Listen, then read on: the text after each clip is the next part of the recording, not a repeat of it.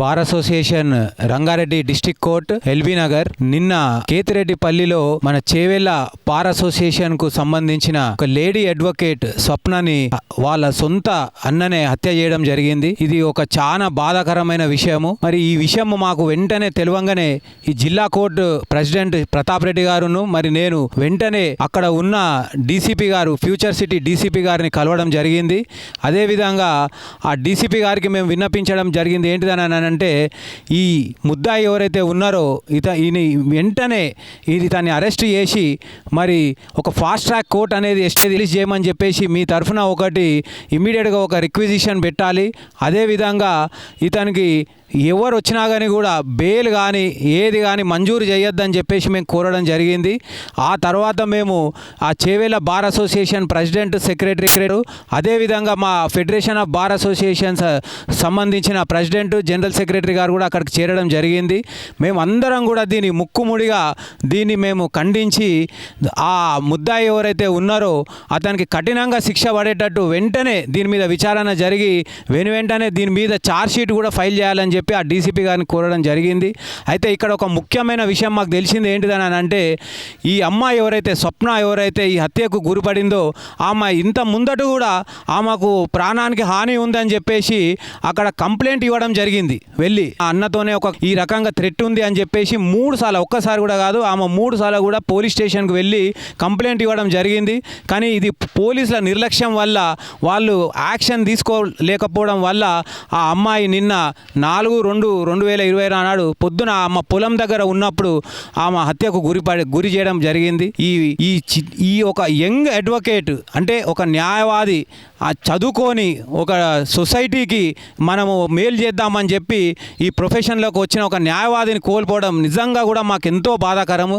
మా bar association Rangareddy తరఫున నేను జనరల్ సెక్రటరీగా మా ఎగ్జిక్యూటివ్ బాడీ తరఫున ఆమె ఆత్మకు శాంతి కలగాలని కోరుకుంటూ మరి ఇంతకుముందే మేము ఇక్కడ ఒక రెజల్యూషన్ కూడా పాస్ చేయడం జరిగింది మా మెంబర్స్తోని. ఇక మీదట మనందరికి తెలిసిన విషయమే ఇంత ముందు కూడా న్యాయవాదుల మీద దాడులు జరిగాయి. పెద్దపల్లిలో వామన్ రావు దంపతుల మీద ఒక 2 నెలల క్రితమే బాపు ఇజ్రాయెల్ అనే అడ్వకేట్ గారిని మీద కూడా ఎల్బీ నగర్ లో దాడి చేయడం జరిగింది. ఇప్పుడు ఈ స్వప్న గారు ఇక మీదట మేము ప్రతిసారి కూడా ఈ అడ్వకేట్స్ ప్రొటెక్షన్ యాక్ట్ అనేది మేము కోరుకుంటున్నాము. కానీ ఏ ప్రభుత్వం వచ్చినా కానీ కూడా ఈ ప్రొటెక్షన్ యాక్ట్ మీద స్పందన అనేది లేదు. కాబట్టి ఇప్పుడు మేము తీర్మానం చేసింది ఏంటిదని అంటే ఇక్కడ నుంచి ఇవాళ 5వ తారీఖు ఇక్కడ నుంచి 2 వారాల లోపల భారీ ఎత్తున తెలంగాణ వ్యాప్తంగా అన్ని బార్ అసోసియేషన్ ప్రెసిడెంట్లు సెక్రటరీలు అక్కడ ఉన్న న్యాయవాదులతో ఒక మీటింగ్ పెట్టి ఈ ప్రభుత్వానికి మేము స్పష్టంగా చెప్పదలుచుకున్నది ఏంటిదని అంటే వెంటనే ఈ ప్రొటెక్షన్ యాక్ట్ మీద బిల్లు కనుక రాకపోతే ఈ ఉద్యమాన్ని ఇంకా తీవ్రంగా చేసి ఆ ప్రొటెక్షన్ యాక్ట్ తెచ్చుకుంటామని చెప్పి నేను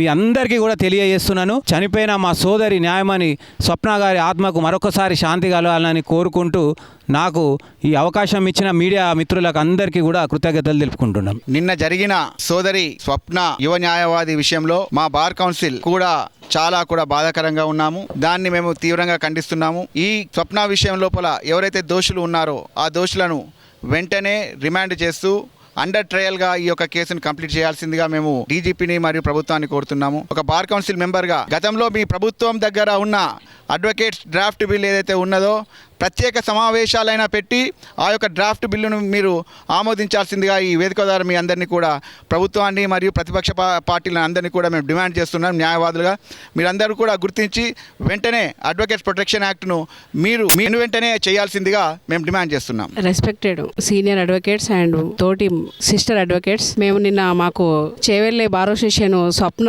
చనిపోయింది మాకు తెలియగానే ఎగ్జిక్యూటివ్ బాడీలో నేను లేడీ రిప్రజెంటేటివ్ రంగారెడ్డి కోర్టు తెలియగానే మేమందరం ప్రెసిడెంట్ సెక్రటరీ మా బాడీ మొత్తం యూనిట్ గా సమావేశమయ్యాము. ముక్కుమ్మడిగా ఈ రోజు బైకాట్ చేయడానికి మేమందరం తీర్మానం చేసుకొని నిన్న మధ్యాహ్నమే అన్ని కోర్టులకు రిప్రజెంటేషన్ ఇచ్చాము. ఈ సంఘటన ఇప్పటికీ 3 times మేము ఎలక్షన్స్ ముందు ఒక 10 months బ్యాక్ మన ఇజ్రాయెల్ సార్ పైన కూడా జరిగింది. ఇప్పుడు స్వప్న యంగ్ అడ్వకేట్. ఆ అమ్మాయి ఫ్యూచర్ మీద ఎంతో అవగాహనతో వచ్చి తను న్యాయవాదిగా చేద్దామని అనుకున్న తన కళలన్నీ చంపేశారు. 3 సార్లు ఆ అమ్మాయి పోలీసులకు కంప్లైంట్ ఇచ్చినా కూడా పోలీసు వాళ్ళు రెస్పాన్స్ కాలేదు. వాళ్ళు 3 టైమ్స్ ఆ అమ్మాయి కంప్లైంట్ ఇచ్చినప్పుడు వాళ్ళు ఏదన్నా ప్రొటెక్షన్ కల్పించుంటే ఆ అమ్మాయికి ఈ రోజు మర్డర్ అయ్యేది కాదు. ఇలాంటిది జరగకుండా ఒక కమిటీని ఏర్పాటు చేద్దామని మేము ఇప్పుడే బార్ అసోసియేషన్ లో మాట్లాడుకున్నాం.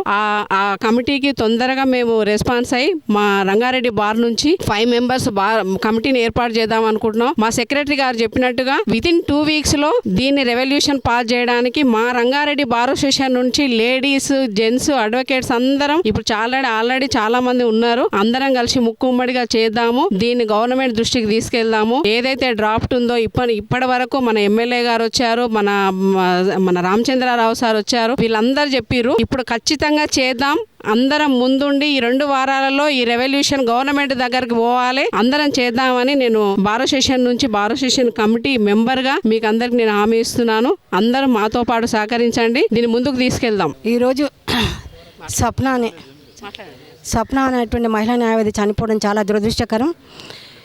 ఒక మహిళా న్యాయవాది ఎన్నో కళలు కానీ యంగ్ డైనమిక్ స్వప్న చనిపోవడం అనేది, తన ఎంగేజ్మెంట్ కూడా ఈ మంత్ 28న జరగనున్నది. కానీ తన యొక్క ఫ్యూచర్ని వాళ్ళ అన్నగారు ఈ విధంగా ఒక పైశాచికంగా చంపడం అనేది చాలా దారుణము. మీ మీడియా పరంగా నేను మన సభ్య సమాజం తలదించుకునేటువంటి పరిస్థితిలో నేడు న్యాయ వ్యవస్థ ఉంది. న్యాయ వ్యవస్థను కాపాడేటువంటి న్యాయవాదులకు రక్షణ లేదు. ఈ యొక్క రక్షణ చట్టం రావాల్సినటువంటి అవసరం చాలా ఉందని మీ మీడియా ముఖంగా చెప్తున్నాను. అంతేకాకుండా మేము ఇంతకుముందు జరిగినటువంటి బార్ అసోసియేషన్ మీటింగ్లో ఒక తీర్మానం చేసుకోవడం జరిగింది. ఇలాంటి సమస్యలు పునరావృతం కాకుండా ఉండడానికి ఒక కమిటీని ఏర్పాటు చేస్తున్నారు. ఆ కమిటీ పరంగా ఈ విధంగా 3 సార్లు తను ఇచ్చినటువంటి కంప్లైంట్ని పోలీసులు నిర్లక్ష్యం చేసి ఆమె కంప్లైంట్ని తీసుకొని సరైనటువంటి ప్రాపర్గా కౌన్సిలింగ్ ఇచ్చినట్లయితే ఈరోజు ఆమె మీద